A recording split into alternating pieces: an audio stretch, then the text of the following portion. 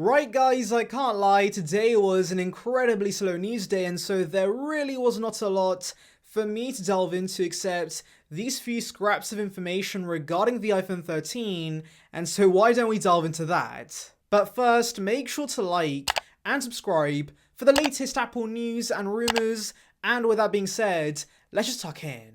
Right, so our first report seems to be stating the obvious because Digitime says we should see production ramp up in Q3 for the iPhone 13 in preparation for demand in Q4.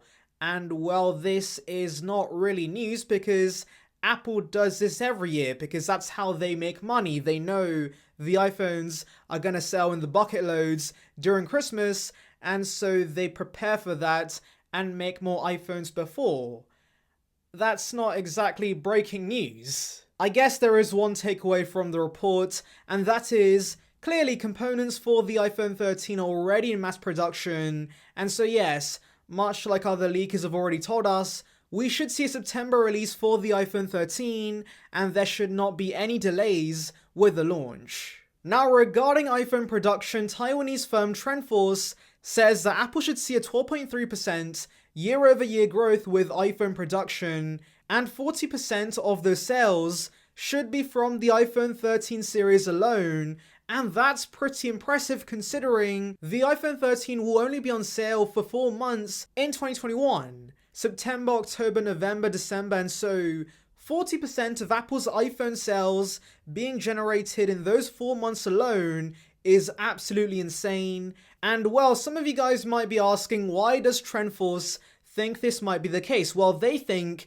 it's because the pandemic is slowing down in the USA and Europe, and so I guess as consumers return to their normal lives, they might be more willing to spend a ton of money on new iPhones. And so yes, essentially Timothy will be making a ton of money with the iPhone 13 series. And by the way, there is another report saying that Foxconn apparently is giving out bonuses to workers who are willing to help produce the iPhone 13. And so yes, clearly Apple is preparing for a ton of demand for these new iPhones. Anyways, let's now move on to our first look at the new flagship color on the iPhone 13 Pro. So yeah, this was not really what I was expecting because Max Weinbach said it would be an orangey, coppery, bronzish color, and even gave us renders of the color that looks absolutely amazing, but this render goes completely against that. So by the way, in case you don't know, the renders are from Renders by Ian,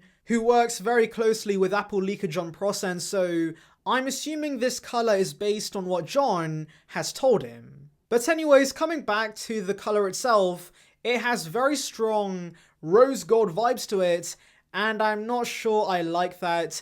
And also, I do want to say the flagship color usually is something pretty unique, and this really is not very unique, especially since it looks very similar to older finishes we've had, and also we already have a gold, and so for the flagship color to be another variant of that goldish hue doesn't seem very likely in my opinion. I am still hoping that Max Weinbach's original renders end up being the actual color we get, because without a doubt, I prefer that, and also it does better complement the orange iPhone 13 compared to this bronze finish. But let me know in the comments below, do you prefer the bronze or the orange for the iPhone 13 Pro? Anyways, thank you for watching, make sure to like and subscribe for the latest Apple news and rumors. Check out the video in the icon above about details regarding the Apple Watch Series 7. And on that note, I'll see you guys in the next one. See ya, peeps.